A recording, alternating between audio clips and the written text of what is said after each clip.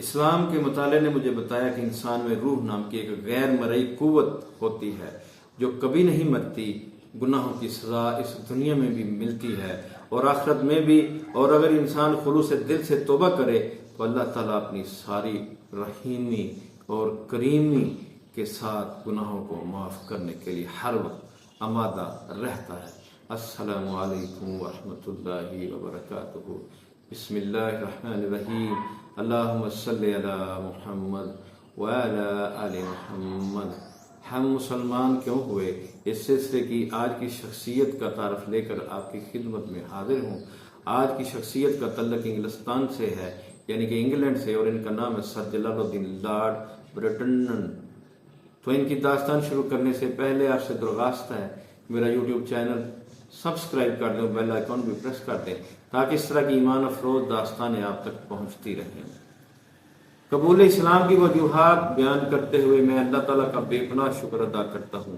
آج میرا دل مسرت و امساد کے ایسے جذبات سے بھرپور ہے جنہیں میں بیان کرنے پر اپنے آپ کو قادر نہیں پاتا۔ میرے والدین عیسائی تھے، وہ مجھے ابتدائی ہی سے پادری بنانا چاہتے تھے، چنانچہ میں نے عیسائیت کی باقاعدہ تعلیم حاصل کی اور فارغ ہونے کے بعد چرچ آف انگلینڈ سے وابستہ ہو گیا۔ لیکن سچی بات یہ ہے کہ اس کام میں کبھی گہری دلچسپی نہ لے سکا۔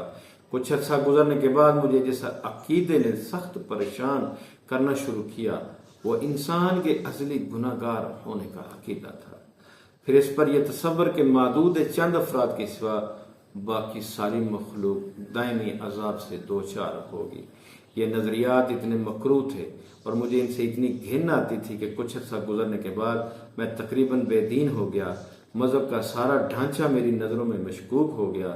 میں اکثر سوچتا تھا کہ انسان خدا کا شاہکار ہے، ساری مخلوقات پر برتری رکھتا ہے، پھر اسے ازلی گناہ گار قرار دینا اور ہمیشہ کے عذاب کا مستحق ٹھہرانا کہاں کی دانش مندی ہے۔ یہ تصور تو براہ راست خالق کائنات پر اتہام کی حیثیت رکھتا ہے، اور اس آئینے میں تو اس کی تصویر کچھ ایسی پسندیدہ نہیں ہے۔ میں اگرچہ اب بھی موہوم انداز میں خدا پر یقین رکھتا تھا، مگر خدا تعالیٰ کی کن تک پہنچنے کے لیے میں نے دوسرے مذاہب کا مطالعہ شروع کیا۔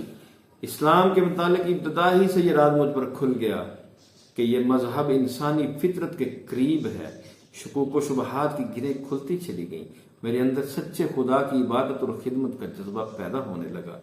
میں نے دیکھا کہ عیسائیت کے سارے عقائد کی بنیاد بائبل کی تعلیمات پر استوار بتائی جاتی ہیں، مگر ان میں تو زبردست تضاد پایا جاتا ہے۔ کیا اس کا مطلب یہ ہے کہ بائبل اور عیسیٰ علیہ السلام کی تعلیمات تحریف کا شکار ہو چکی ہے؟ اس سوال کا جواب پانے کے لیے میں نے بائبل کا گہرا ناقدانہ مطالعہ جاری رکھا اور اس نتیجے پر پہنچا کہ واقعی یہ کتاب تغیر و ترمیم سے محفوظ نہیں ہے اور اس میں بہت سے لوگوں کے خود ساختہ عقائد راہ پا گئے ہیں۔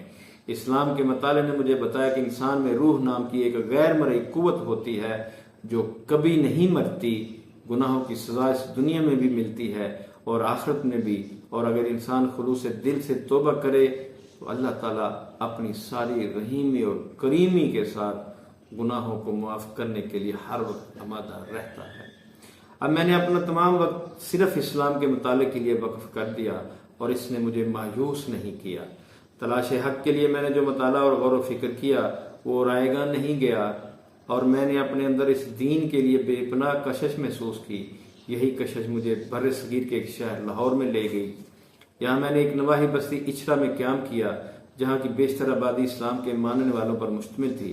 میرے شب و روز انہی لوگوں کے درمیان گزرتے تھے جو جفاکش اور سادہ دل تھے اور غربت و افلاس کے باوجود صابر و کھانے اور خوش و خرم تھے۔